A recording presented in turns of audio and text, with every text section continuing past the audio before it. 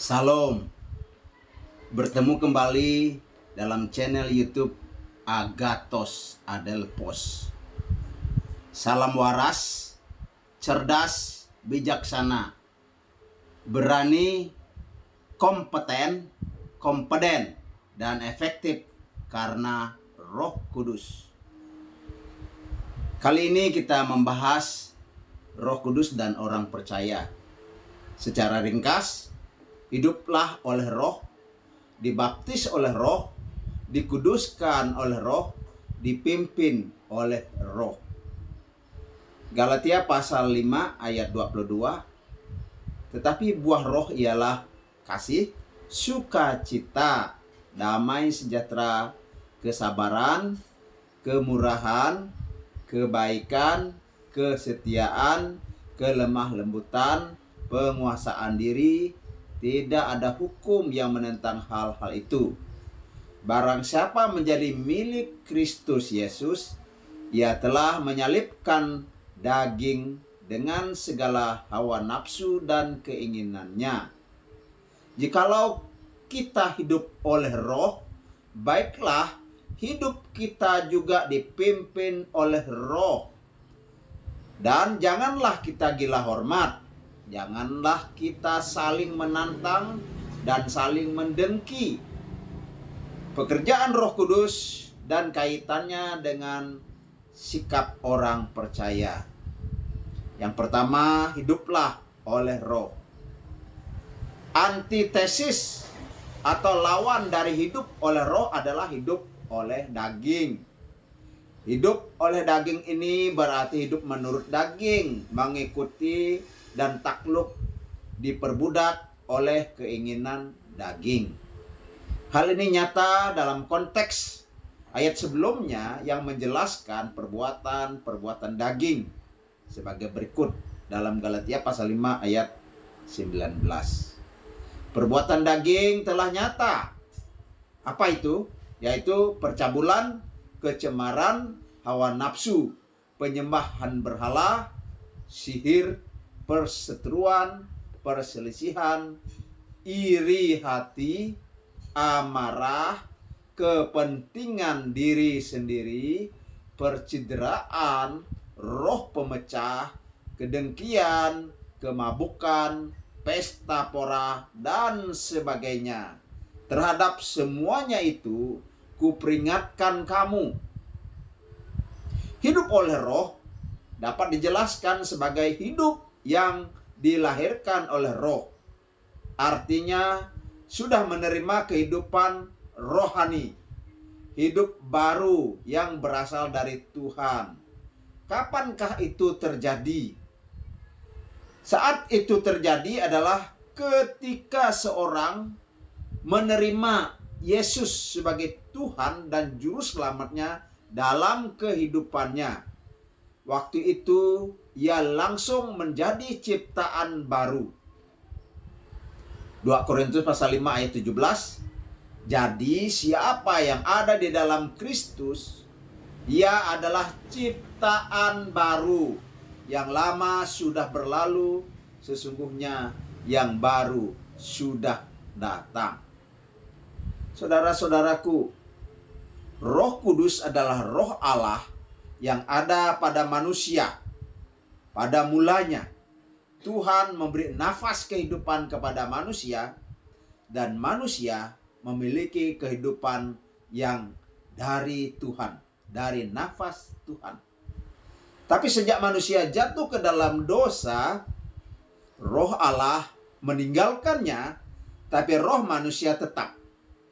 Itu sebabnya, maka mengapa kita memerlukan Roh Allah untuk menghidupkan kembali, atau untuk menyambung kembali, atau untuk supaya kita yang dulu jauh dari Allah, kita yang kehilangan kemuliaan Allah, kita yang diancam oleh maut, yaitu kehidupan di dalam api neraka, berpisah dari Allah selama-lamanya, kita perlu memperbaharui kehidupan kita. Dan jika kita percaya dan terima Tuhan Yesus, maka roh Allah itu hidup di dalam kita. Dalam kitab Efesus pasal 1 ayat 13, ketika kita percaya menerima Yesus, roh Allah memeteraikan kita. Dia ada di dalam kita. Pekerjaan Roh Kudus dan kaitannya dengan orang percaya, dengan kita. Yang kedua adalah dibaptis oleh Roh Kudus. Kita menerima baptisan roh dan baptisan selam.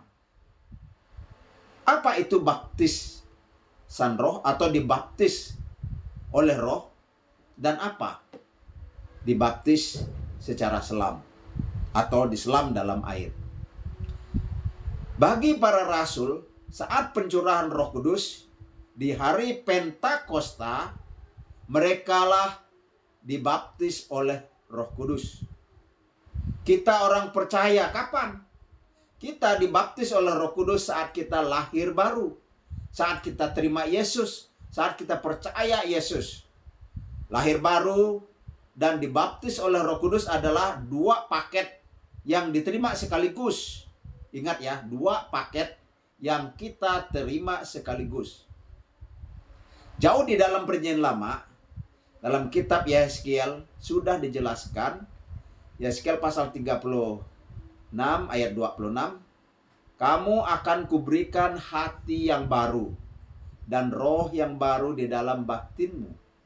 Dan aku akan menjauhkan dari tubuhmu hati yang keras dan kuberikan kepadamu hati yang taat. Rohku akan kuberikan diam di dalam batinmu, dan aku akan membuat kamu hidup menurut segala ketetapanku dan tetap berpegang pada peraturan-peraturanku dan melakukannya. Saudara-saudaraku yang saya kasihi, pekerjaan Roh Kudus dan kaitannya dengan orang percaya yang ketiga adalah Roh Kudus menguduskan atau menyucikan, sesuai dengan namanya adalah kudus. Konsep dikuduskan dalam istilah lain adalah sanctification. Ada dua aspek. Secara hakikat atau de jure adalah kita dikuduskan oleh Roh sejak kita percaya. Saat itu darah Yesus menghapus segala dosa-dosa kita, semuanya, baik masa lampau, masa kini, dan masa yang akan datang. Itulah de jure. Sedangkan faktanya atau de facto dalam kehidupan kita sehari-hari nyata bahwa kita masih bisa berbuat dosa. Bukan boleh ya, bukan boleh, tapi bisa atau dapat berbuat dosa, dapat berbuat kesalahan, dapat keliru. Dan inilah fungsinya kita disucikan dari hari ke sehari, yang disebut dengan penyucian progresif, sanctification progresif. Oleh sebab itu, bagaimana penyucian tiap hari ini?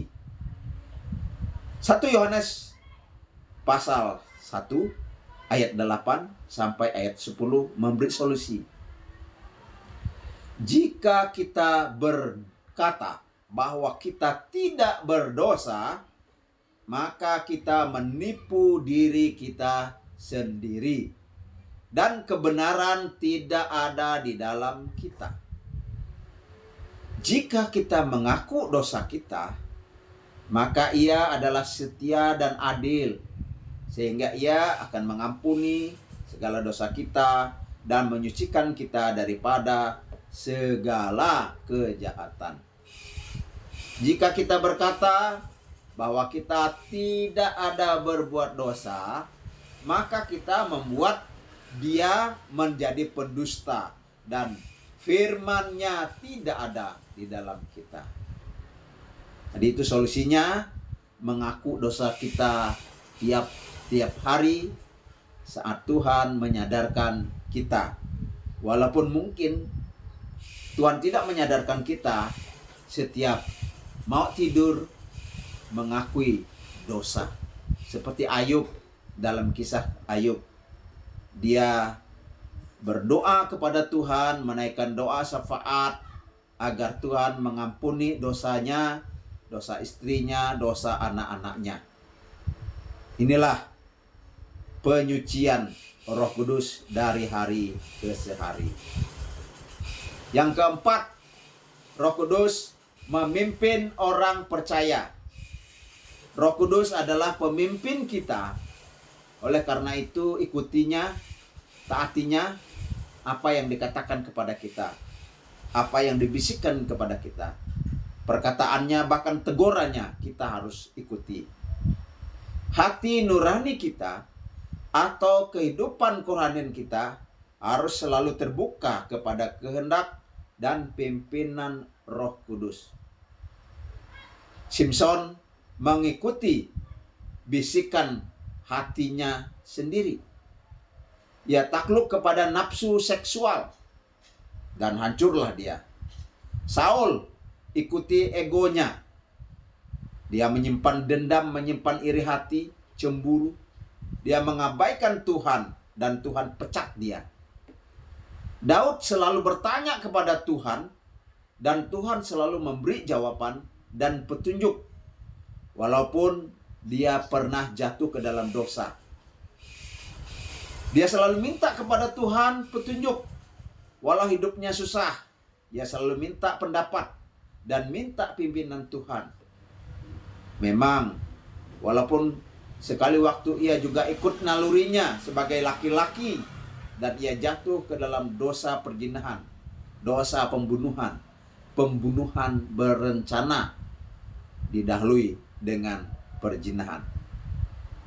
Suatu jemaat tanpa tanya kepada Tuhan ambil keputusan pecat hamba Tuhan dan tidak bertanya kepada Tuhan terlebih dahulu. Itu adalah perbuatan yang fatal, perbuatan yang salah. Yang terjadi adalah perpecahan di dalam gereja. Perang dalam suatu jemaat itu karena manusia di dalam jemaat itu mementingkan ego sektoralnya, mementingkan dirinya sendiri, tidak terbuka kepada Roh Kudus. Hamba Tuhan yang dipecat oleh jemaatnya diberkati Tuhan. Ia tidak membuat reaksi untuk melawan, tapi dia bertanya kepada Tuhan, Tuhan, Engkau yang mempunyai saya. Tuhan, Engkau yang mempunyai pelayanan ini. Tuhan, Engkau yang mempunyai jemaat ini. Saya sudah diperlakukan oleh pengurus gereja. Sekarang saya bertanya kepadamu ya Tuhan, apa maksudmu terhadap ini semua? Setelah dia bergumul, bertanya, selama seminggu atau 10 hari, dia mengambil keputusan yang dipimpin oleh Roh Kudus. Saudara-saudara, hiduplah oleh Roh, karena hakikat manusia binasa tanpa roh. Sebagaimana Roh Kudus memberi nafas hidup saat manusia diciptakan, demikian juga ia memberi hidup baru kepada setiap orang yang percaya kepada Yesus. Inilah yang disebut dengan kelahiran kembali. Menerima keselamatan dalam Yesus. Karena ia menyambut Yesus. Ia menerima Yesus menjadi Tuhan dan Juru Selamatnya. Mengapa harus begitu? Karena manusia sudah berbuat dosa dan telah kehilangan kemuliaan Allah. Walau ada nyawanya, namun rohaninya sudah mati. Sudah bercerai dengan Allah. Roh Allah tidak pada orang itu. Namun bisa terjadi ketika dia kembali kepada Allah. Dia berdoa meminta Tuhan Yesus masuk dalam hidupnya. Dan Roh Allah hidup di dalam orang yang percaya itu. Semua orang percaya sudah dibaptis oleh Roh Kudus saat dia percaya. Ingat tadi ada dua, ada double. Karena baptisan dan hidup oleh roh adalah dua paket yang diterima sekaligus. Orang Kristen, orang percaya harus dikuduskan dari hari ke hari. Dan tiap-tiap hari ketika ada dosa, kita mohon ampun. Kita mohon disucikan dari dosa dan kesalahan. Jika Anda menyadari dosa itu, cepat minta ampun. Dan saat Anda menyadari, cepat minta ampun. Namun jika kita lupa, mohonlah ampun setiap malam sebelum tidur. Seperti contoh Ayub yang saya kisahkan tadi. Orang Kristen yang percaya kepada Tuhan, ikutilah dan taatilah apa yang dibisikkan oleh Roh Kudus. Dengan berbisik, tetapi juga dengan teguran. Mula-mula ia berbisik, jika kita peka dan senang mendengar suaranya, ia akan memimpin secara jelas. Ia akan memimpin secara jelas dan Anda tidak akan salah. Tak ada yang menyesatkan. Jika Anda abai bisikannya, maka suaranya bisa saja hilang. Bahkan Roh Kudus berduka cita.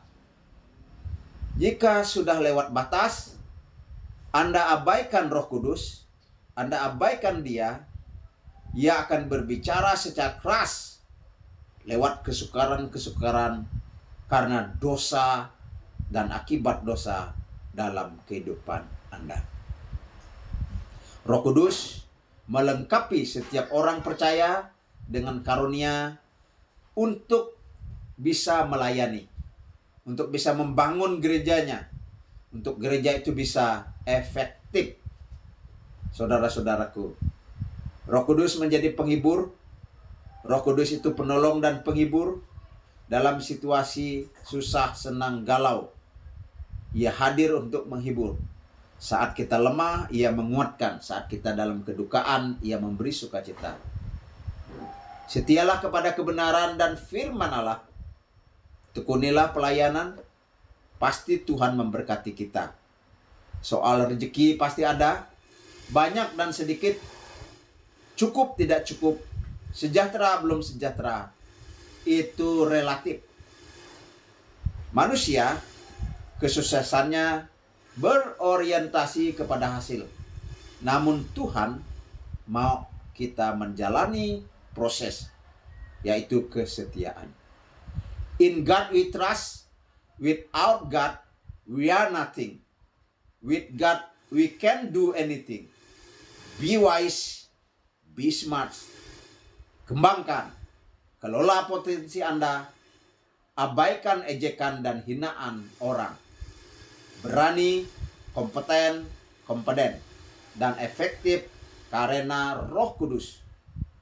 Teruslah bersaksi, teruslah melayani, jangan jemu-jemu berbuat baik, bekerja keras, bekerja cerdas, bekerja tuntas, bekerja ikhlas. Ingat, jika kamu orang Kristen, banggalah sebagai orang Kristen. Salam waras, cerdas, bijaksana. Terima kasih sudah menonton. Semoga menjadi berkat. Jika jadi berkat, silakan like, share, dan subscribe. God bless you. Tuhan memberkati.